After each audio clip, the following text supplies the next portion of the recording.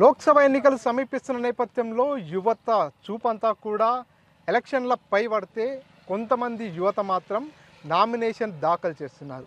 ఉమ్మడి పాలమూరు జిల్లాలో ఉన్నటువంటి నాగర్ కర్నూల్ పార్లమెంట్ సెగ్మెంట్లో ఇప్పటికే బర్రెలక్క అలియా శిరీషగా ఉన్నటువంటి యువతి కూడా నామినేషన్ దాఖలు చేసినటువంటి పరిస్థితి. నేను సైతం సొసైటీలో ఉన్నటువంటి సమస్యలను ప్రభుత్వం దృష్టికి తీసుకెళ్తా అంటూ నాగర్ కర్నూల్ పార్లమెంటు నుంచే దాసరి భారతి అనేటటువంటి మరో యువతి కూడా నామినేషన్ వేయడం జరిగింది. అసలు తను నామినేషన్ వేయడానికి కారణాలు ఏంటి, ఏ కాజ్తో ఆమె నామినేషన్ వేసింది, ఎట్లా ముందుకెళ్తుంది అనే విషయాలన్నింటినీ మాట్లాడదాం. మనతో పాటు 27 ఏళ్ల వయసు కల భారతి ఉన్నారు. భారతి గారు నమస్తే అండి. నమస్తే. చెప్పండి, అసలు మీరు ఒక పార్లమెంట్ అభ్యర్థిగా బరిలో నిలుస్తున్నారు, నామినేషన్ వేశారు. ఏంటి మీ ఆలోచన ఏంటి, ఎందుకోసం నామినేషన్ వేయాలనే ఆలోచన వచ్చింది? అంటే ఫస్ట్ ఒపీనియన్ ఏంటంటే మాలాంటి యూత్ అనేది రాజకీయాలలోకి నడవాలండి. ఎందుకంటే అందరూ ఉన్నటువంటి ఏజ్ బార్ వాళ్ళే చేయడం వల్ల మనకి రాజ్యాంగాన్ని కాపాడుకోలేకపోతున్నాం. ఇప్పుడు మాలాంటి యువతి రావడం వల్ల ఏంటంటే ప్రజలకి చాలా సేవలు చేయాలనుకుంటాం. అదొకటి. ఫస్ట్ ఆఫ్ ఆల్ నామినేషన్ వేయడానికి గల కారణాలు ఏంటంటే మన దగ్గర సెంట్రల్ యూనివర్సిటీ లేదు. మనం ఏదైనా యూనివర్సిటీకి వెళ్ళాలంటే పాలమూరు యూనివర్సిటీ మాత్రమే ఉంది. అక్కడ కూడా అంటే చాలా తక్కువగానే ఎడ్యుకేషన్ అవైలబుల్ ఉంది. మెడికల్ అనేది ఎస్విఎస్లో ఉంది. మెడికల్ కూడా ప్రాపర్గా ఇవ్వట్లేదు. కనీసం పేషెంట్లకి సర్వీస్ ఇవ్వట్లేదు. మెడికల్ కాలేజ్ కానీ నర్సింగ్ కాలేజెస్కి కానీ అనేక రకాల ఫీజులతో చాలామంది విద్యార్థులు ఇబ్బంది పడుతున్నారు. ఇంకొకటి, మనం ఎయిర్పోర్ట్కి వెళ్ళాలనుకున్నా కూడా హైదరాబాద్కి వెళ్ళాలి, లేదంటే కర్నూలు ఓర్వకల్కి వెళ్ళాలి. ఇంత ఉమ్మడి పాలమూరు మహానగరంలో ఒక ఎయిర్పోర్ట్ లేకుండా పోవడం, ఇంకా రైల్వే, మన నాగర్ కర్నూలుకి మెయిన్ రైల్వే అసలు లేనే లేదు. మహబూబ్ నగర్లో ఉంది, కానీ మన దగ్గర ఇంత పెద్ద నాగర్ కర్నూలు ఏరియా నియోజకవర్గం పెట్టుకొని అంటే రైలు లేకపోవడం అనేది కూడా చాలా బాధాకరమైన విషయం. ఇంకొకటి ఏంటంటే రోడ్లు సరిగ్గా సదుపాయాలు లేవు. వాటర్ కూడా అనేక మంది రైతులు వాటర్ లేక, అంటే పశువులు సరిగ్గా వాటర్ తీసుకోక వాటర్ ఇవ్వలేని పరిస్థితుల్లో కూడా మన రైతులు ఉన్నాయి. అదే ఎగ్జాంపుల్ చెప్పాలంటే గత బీఆర్ఎస్ ప్రభుత్వంలో ఉన్నప్పుడు అన్ని కృష్ణానది కానీ తుంగభద్ర కానీ మినిమం వాటర్ ఉండేది, మెయింటైన్ చేసేది. ఇప్పుడు ఎందుకు ఆ వాటర్ ఎక్కడ పోయినాయి అంటే ఒక్క చుక్క చూడడానికి కూడా మనకి అందరు చూస్తున్నాం, మనం కూడా ఒక చుక్క వాటర్ కూడా లేవు. ఎందుకు ఆ పరిస్థితి ఎందుకు వచ్చింది? కీసోక్ల వాటర్ ఎక్కడ మళ్ళిస్తున్నారు, ఏ మంత్రి ఎక్కడ తీసుకుంటున్నాడు, ఎక్కడెక్కడ అసలు ఇప్పుడు ఇవన్నీ సమస్యలు చెప్తున్నారు కదా, ఈ సమస్యలన్నిటిపై గతంలో మీరు ఎవరికన్నా ప్రజాప్రతినిధులకు కానీ అధికారులకు కానీ రిప్రజెంటేషన్ లాంటిది ఏదైనా ఇచ్చారా? ఈ సమస్యలు ఉన్నాయి మా దగ్గర, ఇదంతా ఉంది, ఈ సమస్యల పరిష్కారం కోసం అనేటటువంటి ఏమన్నా ఇచ్చారా, వినతి పత్రాలు లాంటివి? మేము ఇచ్చామండి. ఇంతకుముందు నాది వచ్చేసి మేడికొండ విలేజ్, ఐజమండల్, గద్వాల్ డిస్ట్రిక్ట్ నాది. అక్కడ ఉన్నటువంటి మా ఎమ్మెల్యే ఇంతకుముందు అబ్రహం గారు ఉండే, వాళ్ళకి చాలాసార్లు కూడా మేము దాఖలు చేస్తాం. ఎందుకంటే నేను పుట్టి పెరిగినప్పటి నుంచి ఇప్పటి వరకు మా రోడ్లు కూడా సేమ్ కంకరతోనే ఉండి ఉంటుంది. ఇప్పటి వరకు ఆ రోడ్డు ఎవ్వరు వేయలేదు. ఎంత మంత్రులు వచ్చినా, ఎంత ఎమ్మెల్యేలు వచ్చినా అలాగే ఉంటుంది. దానికోసం నేను చాలాసార్లు ట్రై చేసిన సార్, వాళ్ళకి ఇచ్చినా కూడా వాళ్ళు మళ్ళీ పట్టించుకోలే. ఇప్పుడు ఎలక్షన్ మూమెంట్ ఏంటంటే నేను అది చేస్తే ఇది చేస్తా అని వస్తున్నారు, బట్ ప్రజలను మాత్రం ఎవ్వరు కేర్ చేయట్లే. ఇప్పుడు ఎగ్జాంపుల్ చెప్పాలంటే ఒక ప్రెగ్నెంట్ మహిళ, ఇప్పుడు నేనే ప్రెగ్నెంట్ అండి, నేను ఇమీడియట్లీ నాకు అంబులెన్స్ కావాలి, వెళ్ళాలి. ఆ అంబులెన్స్ వచ్చేసరికి ఇక్కడ ఉన్న అమ్మాయి డెలివరీ అయిపోతుంది. ఎందుకు? దాని పరిస్థితి ఎందుకు వస్తుంది? రోడ్ల సదుపాయాలు సరిగ్గా లేవు. ఈ రవాణా శాఖ మంత్రి ఏం చేస్తున్నాడు? మన రోడ్లన్నీ ఎక్కడ పోతున్నాయి, నిధులన్నీ ఎవరు దోచుకుంటున్నారు, ఎవరు హ్యాపీగా లీడ్ చేస్తున్నాడు జీవితం? ఇప్పుడు ప్రజలు, సామాన్యమైన ప్రజలు ఓటేస్తేనే మంత్రులు అనేటువంటి ఆ హోదాలో ఉంటున్నారు. మరి సామాన్యమైన ప్రజలకే సేవలు అందట్లేదు ఎందుకు? అందుకే దానికోసం మాలాంటి యువత అనేది రావాలి, అవగాహన వస్తుంది. ఇప్పుడు మేము కూడా మంచి హైయర్ ఎడ్యుకేషన్లో ఉన్నామండి, మాకు తెలుస్తుంది రాజ్యాంగాన్ని ఎట్లా పరిపాలించాలి, మనం రాజ్యాంగాన్ని ఎట్లా కాన్స్టిట్యూషన్ చేయాలి, ఎట్లా రక్షించాలి అనేది అవగాహన వస్తుంది. సో ఇవన్నీ సమస్యలు ప్రభుత్వాల దృష్టికి తీసుకెళ్లేందుకే నామినేషన్ వేశారు. ఈ సమస్యలపై పోరాటం చేయాలంటే, ఈ సమస్యల్ని పరిష్కరించాలంటే వేరే మార్గాలు కూడా ఉంటాయి. కానీ ఆ మార్గాలన్నీ వదిలేసి ఎంపీగా బరిలో నిలవడానికి కారణం ఏంటి? ఎంపీగానే ఎందుకు బరిలో నిలవాలనుకున్నారు? అంటే ఇప్పుడు ఉన్నటువంటి మంత్రులు ఉన్నారు, ఎమ్మెల్యేలు ఉన్నారు, వాళ్ళందరూ ఏం చెయ్యట్లేదు. ఓపెన్గా చెప్పాలంటే జనాభాకి కానీ సామాన్యమైన ప్రజలకి ఎలాంటి సేవలు అందట్లే. ఇప్పుడు నేను ఒక ఎంపీ ఉన్నారండి, ఆ ఎంపీ దగ్గర ఉన్నటువంటి మంత్రుల వాళ్ళ జనాభాకి కానీ వాళ్ళ పిఏలకు మాత్రమే కొన్ని జాబ్స్ కానీ ఏదైనా కానీ వాళ్ళకి అంకితం అవుతుంది, సామాన్యమైన ప్రజలకు వెళ్ళట్లే. ఇప్పుడు మేము సామాన్యమైన ప్రజలు, మేము చాలా వెనుకబడ్డ తరగతి నుంచి వచ్చిన వాళ్ళం, నా చాలా పూర్ ఫ్యామిలీ. నా ఫ్యామిలీ నుంచి వచ్చినటువంటి వాళ్ళకైతే చాలా అవగాహన ఉంటుంది. ఇప్పుడు నేను ఇంత కష్టపడి చదువుకున్నా, ఎక్కడెక్కడో వెళ్ళి యూనివర్సిటీలలో చదువుకున్నా, మా ప్రాబ్లమ్స్ మాకు తెలుస్తాయి. మాలాంటి వాళ్ళు వస్తే ఏంటంటే సమాజంలో సేవ చేయడానికి చాలా ఈజీగా ఉంటుందండి. మీ క్వాలిఫికేషన్ ఏంటి, ఎంతవరకు చదువుకున్నారు? నాది MSc nursing completed, LLB. Present ఏం చేస్తున్నారు? ఇప్పుడు ప్రెజెంట్ అయితే నర్సింగ్ సూపరింటెండెంట్ గా చేస్తున్నాను. ఎల్ఎల్బి కాబట్టి అడ్వకేట్ దగ్గర జూనియర్ అడ్వకేట్గా జాయిన్ అయ్యాను. అంటే మీ కుటుంబ నేపథ్యం ఏంటి? మీ కుటుంబంలో కూడా ఎవరైనా పొలిటీషియన్స్ ఉన్నారా? మీకు పాలిటిక్స్ వైపుకు చూపేందుకు మళ్ళీ? నా కుటుంబం పట్ల అయితే నాకు ఎవరు గైడెన్స్ ఇవ్వలేదు. నా సొంతంగానే నేను వచ్చిన. మా అమ్మ మా నాన్న వాళ్ళు కూడా ఎవరు పాలిటిక్స్ లేరు. కాకపోతే మా నాన్న ఉద్యమకారుడు, మంచి సింగర్, ఆయన నుంచి కొన్ని నేర్చుకున్నానండి నేను. ఇప్పుడు ఎంపీ ఎలక్షన్లు అంటే పూర్తిగా నాగర్ కర్నూలు పార్లమెంట్ సెగ్మెంట్ అనేది ముఖ్యమంత్రి రేవంత్ రెడ్డికి సంబంధించినటువంటి సొంత నియోజకవర్గం అనొచ్చు. ఎందుకంటే కొండారెడ్డిపల్లి కూడా అదే ప్రాంతానికి, అదే పార్లమెంట్ పరిధిలో ఉంటుంది. సో అక్కడ హేమీలు పోటీలో ఉన్నారు. సో వాళ్ళని మీరు ఎట్లా ఢీకొంటారు? మీ సమస్యల్ని ఈ సమస్యలన్నీ కూడా ప్రభుత్వం దృష్టికి తీసుకెళ్ళాలి, ప్రజాప్రతినిధుల దృష్టికి తీసుకెళ్లాలంటున్నారు. సో నామినేషన్ వేయడంతో ఆగిపోతుందా? ప్రచారం చేస్తారా? ముందుకెళ్తారా? ఈ సమస్యల్ని వాళ్ళ దృష్టికి ఎట్లా తీసుకెళ్తారు? 100% నామినేషన్ వేసాను, ప్రచారం కూడా చేస్తానండి. ఎక్కడైతే ఆగేదైతే లేదు. అంటే ప్రజలకు అనేది తెలుసు, నిజం ఏంటి అబద్ధం అనేది ఏంటి తెలుసు. ఒక్కసారి కాకపోయినా ఒక్కసారైనా కొన్నిసార్లు గమనిస్తారు జనాభా మనల్ని కూడా. సో మాలాంటి యువతకు అవకాశం ఇస్తే వాళ్ళకి కంపల్సరీ మేము ప్రజాసేవ చేయడానికి, ప్రజాస్వామ్యంలో మేము సిద్ధంగా ఉన్నామండి. అంటే గత అసెంబ్లీ ఎన్నికల్లో కూడా నాగర్ కర్నూలు జిల్లా నుంచే కొల్లాపూర్ నియోజకవర్గం నుంచి బర్రెలక్క అలియా శిరీష అనే అమ్మాయి నామినేషన్ వేయడం జరిగింది. ఒక్కసారిగా ఆ అమ్మాయి నామినేషన్ వేసిన తర్వాత 2 తెలుగు రాష్ట్రాల్లో కూడా విపరీతమైనటువంటి ఫాలోయింగ్, విపరీతమైనటువంటి గుర్తింపు కూడా వచ్చింది. సో మీరు కూడా అట్లాంటి గుర్తింపు కోసం కానీ మీ పేరు ప్రఖ్యాతి పూర్తిగా వేరే ప్రాంతాలకు చెందేందుకే నామినేషన్ వేశారు అనుకోవచ్చా? అట్లేం లేదండి. నాకు ఆల్రెడీ పేరు ప్రఖ్యాత ఉంది. నేను యాక్చువల్లీ ఫోక్ సింగర్. నాకు ఎక్కడ నా పేరు సెర్చ్ చేసినా యూట్యూబ్లో వస్తుంది. నాకు పేరు ప్రఖ్యాతలు అనేది ఏం అవసరం లేదండి. నాలాంటి విద్యార్థులు, నాలాంటి ప్రజాస్వామ్యంలో ఉన్నటువంటి జనాభా చాలా ఇబ్బంది పడుతున్నారు కాబట్టి నేను దాన్ని గమనించి నాలాంటి యువత ముందుకు రావాలని నామినేషన్ వేశాను.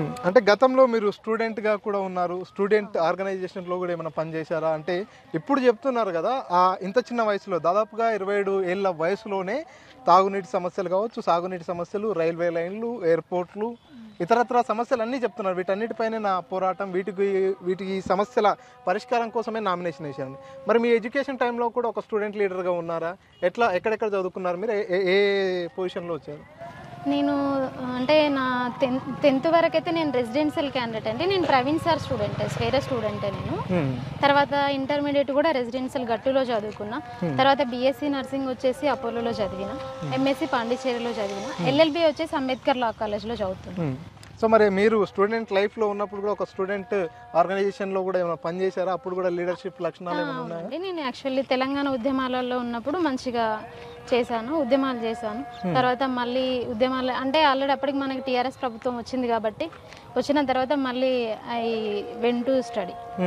అంటే మీరు చెప్తున్నారు స్వేరోస్లో నేను కూడా ప్రవీణ్ కుమార్ సార్ స్టూడెంట్ అంటున్నాను. ఎప్పుడు బరిలో ఉన్నది కూడా మీ దగ్గర ప్రవీణ్ కుమార్ సార్. అంటే ప్రవీణ్ కుమార్ పై నమ్మకం లేదా మీకు? మీరు ప్రవీణ్ కుమార్ స్టూడెంట్ అయినప్పటికీ కూడా ఆయన మీద పోటీకి దిగారా? అంటే ప్రవీణ్ సార్ కూడా నా గురువే. అవును, ఆయన కూడా బరిలో ఉన్నారు కదా, పోటీ చేయాలి కదండి. ఇప్పుడు మీరు ఏదైతే చెప్తున్నారో చాలా సమస్యలు ఉన్నాయి, ఆ సమస్యల పరిష్కారం కోసమే వస్తున్నారు రాజకీయాల్లో. కానీ మీ గురువు ఎవరంటే ప్రవీణ్ కుమార్ అని చెప్తున్నారు. సో ప్రవీణ్ కుమార్ గారికే మీరు మద్దతుగా ఉండి ప్రవీణ్ కుమార్ గారి దృష్టికే మీరు ఏవైతే సమస్యలు ఉన్నాయో అవన్నీ తీసుకెళ్లి పరిష్కారం చేయించుకోవచ్చు కదా. అంటే మాకు ప్రవీణ్ సార్ పైన బిలీవింగ్ లేదండి. ఎందుకంటే బీఎస్పీ నుంచి ఇమీడియట్లీ బీఆర్ఎస్కి వెళ్ళాడు. అంటే సార్ తన వ్యక్తిగత విషయాలు ఏది ఉందో మనకు తెలియదు. బట్ ఒక పార్టీ నుంచి ఒక పార్టీకి వెళ్ళడం వల్ల ఏంటంటే దళితులలో ఉన్నటువంటి మనోభావాలని దెబ్బతినడం, ఇంకొకటి ఏంటంటే సార్ ప్రాపర్ గా వర్క్ చేస్తాడా చేయడా అనేది అది ఒక పెద్ద క్వశ్చన్ మార్క్ గా మిగిలిపోయింది మాలో. అంటే గతంలో బాగానే పనిచేసాడు కదా, స్వేరోస్ లో ఉన్నప్పుడు కానీ, గురుకులాల ఇన్ఛార్జ్ గా ఉన్నప్పుడు కానీ, అప్పుడు ఓకే కదా. మరి ఇప్పుడు ఎందుకు పని చేయలేడు అనుకుంటారు? అంటే ఇప్పుడు సార్ అంటే ఐఏఎస్ గా లేరు కదండి, ప్రజాస్వామ్యంలో ఒక అంటే పొలిటీషియన్ గా ఉన్నాడు కాబట్టి తన ఫ్యూచర్ గ్రోత్ తను చూసుకుంటున్నాడు. మీరు కూడా పొలిటీషియన్ గా ఇప్పుడు ఒక నామినేషన్ వేసారంటే మీరు కూడా అట్లే మారొచ్చు కదా. అంటే నేను వేరే పార్టీ నుంచి వేరే పార్టీకి వెళ్ళలేదు సార్, నా సొంత పార్టీ నుంచే వస్తున్నాను. మొదట ప్రవీణ్ కుమార్ కూడా సొంతంగానే వచ్చాడు, ఆ తర్వాత బీఎస్పీకి వచ్చాడు, ప్రస్తుతం బీఆర్ఎస్కి వచ్చాడు. సో మీరు కూడా ఎస్టాబ్లిష్ అయితే మీకు కూడా ఏదైనా పార్టీ ఆఫర్ చేస్తే వెళ్ళారని నమ్మకం, గ్యారంటీ ఏముంటుంది? నేను వెళ్ళానండి. నేను ఒక స్టూడెంట్, యాజ్ ఏ స్టూడెంట్ సమానమైనటువంటి ప్రజల్ని నమ్మిన దాన్ని కాబట్టి నేను వెళ్ళాను. ఫైనల్గా ఏం చెప్తారు? అంటే నాగర్ కర్నూల్ పార్లమెంట్ సెగ్మెంట్లో 7 అసెంబ్లీ నియోజకవర్గాలు ఉంటాయి. ఈ 7 అసెంబ్లీ నియోజకవర్గాలపై మీకు పట్టుందా? ఈ పార్లమెంట్ పరిధిలో ఉన్నటువంటి సమస్యలు కావచ్చు, ఈ పార్లమెంటు విస్తీర్ణం కావచ్చు, ఇక్కడ ఉండేటటువంటి ఓటర్లు కావచ్చు, వీరందరిపైన ఎంత మేర అవగాహన ఉందంటే ఏం చెప్తారు? ఒక 80% అండి. ఎందుకంటే నేను ఒక స్టూడెంట్ కాబట్టి నాకు పెద్ద పాలిటిక్స్ పైన అవగాహన లేదు. నేను ఇప్పుడు ఫస్ట్ టైం వస్తున్నా కాబట్టి 100% నేను తెలుసుకునే మాట్లాడుతాను ఏదైనా. సో మరి ఎట్లా ఉండబోతుంది మీ పోటీ? ఇప్పుడు దాదాపుగా మీకు 80% దాకానే అవగాహన ఉందంటున్నారు, పాలిటిక్స్ కూడా కొత్త అని చెప్తున్నారు. సో ఇప్పుడు రాజకీయాల్లోకి వచ్చారు, మీకు ప్రత్యర్థులుగా ఆర్ఎస్ ప్రవీణ్ కుమార్ మీ గురువు గారు మీరు చెప్పినట్టుగా, ఆయనతో పాటు బీజేపీ పార్టీ నుంచి భరత్ ప్రసాద్, అదేవిధంగా కాంగ్రెస్ పార్టీ నుంచి మల్లు రవి, మొత్తం హేమీలే ఉన్నటువంటి పరిస్థితి. ఈ ముగ్గురు మధ్యలో కూడా త్రిముఖ పోటీ నడుస్తుంది. ఈ ముగ్గురులో మీరు మీ వాయిస్ని ఎట్లా రీచ్ చేస్తారు? మీ కాన్సెప్ట్ ఏదైతే ఉందో ఆ కాన్సెప్ట్ని ఎట్లా రీచ్ అవుతారు? సామాన్యమైన ప్రజలకి నా కాన్సెప్ట్ ఏందో ఫస్ట్ అందజేయాలి. చాలా తక్కువ టైం ఉందిగా, ఈ తక్కువ పీరియడ్లో ఎట్లా ముందుకెళ్తారు? మీ కాన్సెప్ట్ని ప్రజల్లోకి ఎట్లా తీసుకెళ్తారు? ప్రచారమే సార్, ప్రచారం ఒకటి, సోషల్ మీడియా ఒకటి, ఇవన్నీ బాగా యూజ్ చేసుకుంటే 100% ప్రజలకు అనేది నేను రీచ్ అవుతానని నా అభిప్రాయం. అంటే పార్లమెంట్ మొత్తంలో 7 అసెంబ్లీ నియోజకవర్గాలు ఉన్నాయి. పూర్తిగా ప్రతి విలేజ్ తిరగాలంటే కూడా చాలా తక్కువ టైం ఉంది. ఆల్మోస్ట్ 13 రోజులు. 13 రోజులు అంటే 10 రోజులే అనుకోండి, ఎందుకంటే లాస్ట్ మూమెంట్లో కూడా ప్రచారం చేయడానికి ఉండదు. కాబట్టి ఈ తక్కువ పీరియడ్లో మీరు ఎట్లా ప్లాన్ చేసుకున్నారు? మీకు ఏమైనా ప్లానింగ్ ఉందా? ఎట్లా ముందుకెళ్తున్నారు? ప్లానింగ్ ఉందండి. ప్రతి విలేజ్కి అయితే విజిట్ అవుతాను. ఎస్పెషల్లీ నా జిల్లాలో ఎక్కువ ప్రాబ్లం ఉన్నాయి కాబట్టి గద్వాల్, అల్లంపూర్ జిల్లాలో ప్రతి విలేజ్కి విజిట్ అవుతాను. ఇంకొకటి ఇంకా ఉన్నటువంటి నియోజకవర్గాలకు కూడా కంపల్సరీ విజిట్ అవుతాను. అంటే పర్ డే ఒకసారైనా విజిట్ అవుతాను. అంటే స్టార్ట్ చేశారు ఎప్పటివరకు ప్రచారం? ఈ రోజే నేను పర్మిషన్ తీసుకున్నాను సార్. తీసుకున్న తర్వాత 2nd నుంచి నేను స్టార్ట్ చేస్తాను. అంటే మొత్తము పార్లమెంట్ పరిధిలో ఉన్నటువంటి 7 అసెంబ్లీ నియోజకవర్గాలని ప్రతి గ్రామాన్ని టచ్ చేస్తామని చెప్తున్నారు. ఓకే. ఈ 7 అసెంబ్లీ నియోజకవర్గాల్లోని ప్రతి గ్రామాన్ని టచ్ చేయాలంటే కూడా చాలా ఖర్చుతో కూడుకున్నటువంటి పరిస్థితి. మీ ప్రచారానికి హంగు ఆర్భాటం ఉండాల్సి వస్తుంది, వెహికల్స్ ఉండాల్సి వస్తుంది, ప్రచారానికి సంబంధించి సాంగ్స్ కావచ్చు, ఎక్సెట్రా మీ వెనక నడవడానికి ఒక 10 మంది మీకు మద్దతుదారులు కావచ్చు, వాళ్ళంతా ఉండాలి. సో అంత బడ్జెట్ ఉందా మీ దగ్గర? ఆ డబ్బు అంతా ఎట్లా మేనేజ్ చేస్తారు? నేను చాలా పూర్ పీపుల్ అండి యాక్చువల్లీ. నాకు కొంతమంది మా స్టాఫ్ నర్సెస్ కానీ, తెలిసిన బ్రదర్స్ కానీ కొంతమంది మనీ డొనేట్ చేస్తున్నారు. ప్రజలు డొనేట్ చేసిన మనీ ప్రజలకే ఖర్చు పెడతాను. నాతో అంతో కొంత ఉన్నా కూడా అవి కూడా తక్కువ వస్తున్నాయి కాబట్టి 100% ప్రజల నుంచి డొనేట్ తీసుకొని నేను సేవ చేయడానికి రెడీగా ఉన్నాను. ఫైనల్గా ఒక మాట చెప్పండి. నాగర్ కర్నూల్ పార్లమెంట్ పరిధిలో ఉన్నటువంటి ప్రజలంతా కూడా ఈరోజు ఈ ఇంటర్వ్యూ చూస్తున్నారు. మీరు దాసరి భారతి అనేటటువంటి మీకు ఓటు ఎందుకు వేయాలి అంటే వాళ్ళకి ఏం చెప్తారు మీరు సమాధానం? ఓకే అండి, అది మంచి క్వశ్చన్ అడిగారు. చాలా ఎవరు అడగలేదు ఇంటర్వ్యూస్లో. ఫస్ట్ ఆఫ్ ఆల్ ఎక్కువగా రోడ్లు మన జిల్లాలో, మన నియోజకవర్గంలో ఎక్కడికి వెళ్ళినా, మన ఉమ్మడి నాగర్ కర్నూల్లో ఏ ఊరికి విజిట్ చేసినా రోడ్లు అనేది ప్రాపర్గా లేదు. ఇంకొకటి తాగునీటి సరఫరా పర్ఫెక్ట్గా లేదు.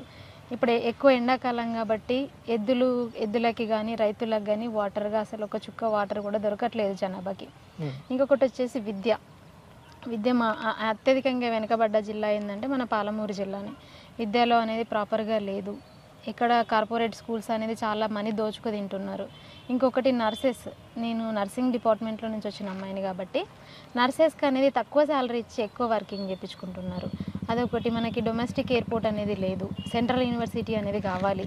ఇంత పెద్ద నియోజకవర్గాలలో సెంట్రల్ యూనివర్సిటీ లేకపోతే చాలా సిగ్గుసేటైన విషయం. ఇంకొకటి ఏంటంటే బస్సు సరఫరా సరిగ్గా ప్రాపర్గా లేదు. ఇప్పుడు ఎక్కువ బస్సులు పెట్టట్లేదు సార్. ఇప్పుడు అంటే ఫ్రీ బస్సెస్ కాబట్టి వాళ్ళంతా బస్సెస్ని తక్కువ చేసి, సీట్లని తక్కువ చేసి జనాభాకి ఇబ్బందికరంగా ప్రయాణం చేపిస్తున్నారు. సో ఈ సమస్యల్ని ఎట్లా తీసుకెళ్తారు ప్రభుత్వం దృష్టికి కానీ ప్రజాప్రతినిధుల దృష్టికి కానీ? ఎట్లా ముందుకెళ్తారు, ఎట్లా తీసుకెళ్తారని? నేను 100%గా గెలిస్తే కంపల్సరీ కేంద్రంలో నుంచి పోరాడుతాను, మన రాష్ట్రీయ పార్టీ వాళ్ళ నుంచి కూడా పోరాడుతాను. ప్రశ్నించత్వం ప్రతి ఒక్కరికి నాకుంది అందులో. రైట్, థ్యాంక్ యూ అండి. Thank you. చూస్తున్నాం కదా, మొత్తంగా స్థానికంగా ఉండేటటువంటి సమస్యలే ఈరోజు నా చేత నామినేషన్ వేయించబడ్డాయి. రోడ్లు కావచ్చు, సాగునీరు, తాగునీరు, విద్య, వైద్యం, ఇవన్నీ కూడా ఎక్కడా కూడా పుష్కలంగా లేనటువంటి పరిస్థితి. వీటి కారణంగా పూర్తిగా గ్రామీణ ప్రాంతంలో కానీ, నేను పుట్టి పెరిగినటువంటి గద్వాల జిల్లా, ముఖ్యంగా గద్వాల జిల్లాలో ఈ సమస్యలన్నీ కూడా పట్టి పీడిస్తున్నాయి. ఈ సమస్యలన్నింటినీ ప్రభుత్వం దృష్టికి, ప్రజాప్రతినిధుల దృష్టికి తీసుకెళ్ళాలి. అదే కాన్సెప్ట్తో ఈరోజు నేను నామినేషన్ వేయడం జరిగింది. ఖచ్చితంగా ముందుకెళ్తాను, చివరి దాకా పోరాడతాను. ప్రజలందరూ మద్దతు ఇచ్చినట్టయితే గెలిస్తే కూడా పార్లమెంట్లో కూడా ఈ సమస్యలపైనే పోరాటం చేస్తా అంటూ దాసరి భారతి తెలియజేస్తున్నారు. కెమెరాపర్సన్ నర్సింగ్ రెడ్డితో మణికంఠ, RTV, మహబూబ్ నగర్. నమస్తే అండి. ఇది వ్యాపారం గురించి కాదు, ఓటు గురించి. ఎన్నికల్లో ఓటు వేయడం మన హక్కు మాత్రమే కాదు, కర్తవ్యం. ఎంతో మంది మహా నేతలు శ్రమించి ప్రాణత్యాగం చేసి ఈ అవకాశాన్ని మనకిప్పించారు. అందరూ ఓటు వేద్దాం. ఎందుకంటే ఓటు హక్కు ఊరికే రాదు. నా ఓటు ఎవరికో తెలుసా? అది సీక్రెట్ అండి.